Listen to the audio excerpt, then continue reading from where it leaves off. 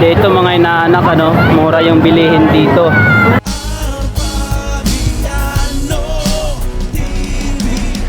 Hello mga inanak, ito na pala ang part 2. Bumaba na po kami at maghahanap ng pagkain.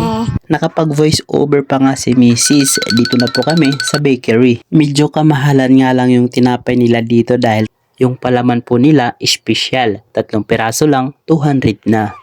Pagkatapos po namin magmerienda dito, pumunta na po kami sa market. Pagkatapos po namin sa SM Aura, pupunta kami sa market. Hi! Ay, Barbie, sabi ko na. Ay, Barbie, sabi ko na. Halos parking lot lang po pala yung pagitan ng SM Aura at yun, market. Ay, naanak ko. Oo pa, tinawag siyang market.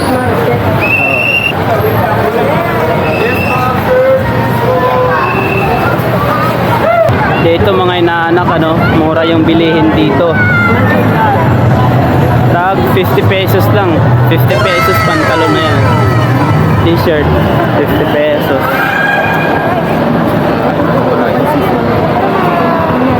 So, 100.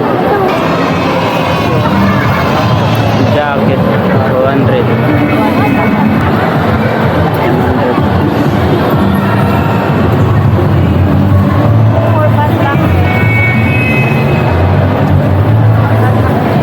Napakamura po yung mga bilihin dito, kaya ano pa hinihintay nyo? Pumunta na po kayo dito. I-search nyo lang po sa Google Maps, Market, Taguig.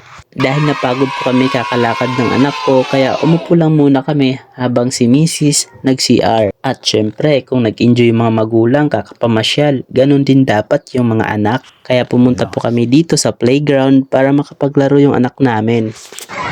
Ay na, mag-play na si Raiden, no? Medyo may kalakihan po pala itong playground na ito. Kahit gaano kalaki yung anak mo, pwedeng-pwede. Paniguradong mag-i-enjoy po talaga sila. Magsawa ka na lang at libre lang, wala kang babayaran. Sa totoo lang, kahit ako, na-feel ko dahil sinamahan ko yung anak ko mag-slide dito. Tingnan mo. Wait lang, miss. Wait lang. Slide. Slide. Slide. Slide, ready. Hello.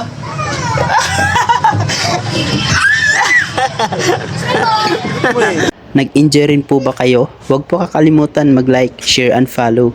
Tulong nyo na rin po sa akin. Maraming salamat.